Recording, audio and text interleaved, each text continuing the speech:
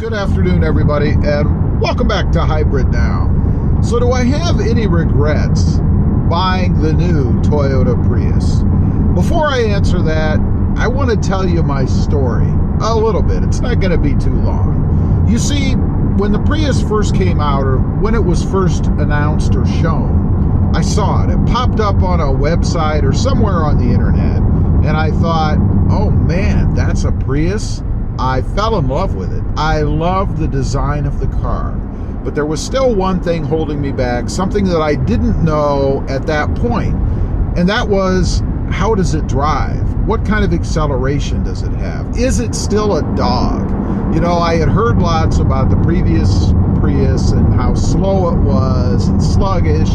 Yeah, it got great gas mileage, but it was a dog. And I didn't like the design of it either. I mean, it wasn't sexy enough for me. If I'm being honest, it just wasn't. But the new Prius, that was completely different for me. So after I did find out that acceleration was good, it looked good, tech was good, everything was awesome about it, I decided I had to have it. So I got online and I started searching for one, and I found one. I put a deposit down on it. It was in the build phase, supposed to be coming, and I waited and I waited and I waited, and come to find out that car had a stop sale on it. Something was missing, I was told. Later I found out that that car had been sitting in a warehouse for 6 months. It seemed to me something was more wrong than just a missing part or something. So I canceled the order. They had another one coming in. I went ahead, transferred my deposit to that VIN number, and began to wait again. Now, I was a little bit leery as to whether I was actually ever going to see any Prius, let alone the second one that I had put money down on. So, a different dealership, one that I deal with all the time. They didn't have any when I first started this journey. That's why I didn't go with them in the first place. But I saw on their site that they had one coming in, and it was an upgrade in the trim level. The one that I had originally put money down on, or the two actually, were XLEs, front wheel drives, and with the smaller radio screen. I really wanted one that had the bigger radio screen and as much power as I could get out of it, given the trim level, and that was the all-wheel drive. So I canceled that order, put my money down at the other dealership, and that's the one we're sitting in right now. And it is a 2023 Toyota Prius Limited all-wheel drive. It has the all-wheel drive, the bigger screen, and all the other stuff that I wanted on it. I mean, this really is the top trim line before you get to the Prime. Now, this is where we get to the part about, did I make a mistake buying this Toyota Prius? Do I have any regrets about it? And the answer is yes. I do have one regret. Not in the car itself. I love the car. I think it is freaking awesome. But I was sadly undereducated by my own hand when I started looking at the Prius model. You see, I saw the Prime, and at first I thought the Prime was a strictly plug-in electric vehicle, like the Tesla. I didn't want anything like that, because for me, I don't believe the infrastructure is good enough that you can take, say, a cross-country trip without a lot of waiting and searching out charging stations and things like that. I'm not into that. I'm too impatient. I want to just go.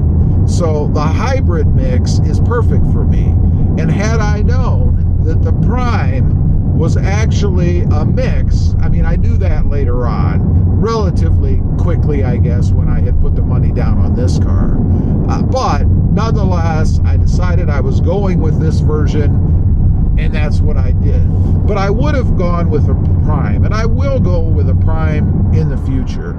I think down the road, after a couple of years or something, I'll probably trade this off on a Prime, because I love the platform, and I love being able to drive further on just the electric charge than what I have now. And actually, given my driving style or my needs, I probably rarely would use any gasoline because I don't take any trips that would involve long distance or anything where I would get into using the engine. And I think that's pretty cool, but I still have the engine should I decide to take a long distance trip in the car, or maybe even a shorter distance where I use up the available electric power, which, by the way, I think Toyota has underrated that a bit. You know, I've seen some folks out there that have done some testing, driving in even rush hour traffic and getting about 50 miles or close to it out of that electric charge. That would be way more than enough for what I need. Matter of fact, I would probably struggle to burn the gas in the tank just so it doesn't go bad sitting in there and not being used. So yes, one regret, that regret is that I didn't wait for the Prime. However, I'm going to add a little caveat to that. I had mentioned that I'm a pretty impatient person. Now, I checked recently to see if there were any Prime versions available near me, and there aren't. I would have to go all the way across the country to get the Prime version.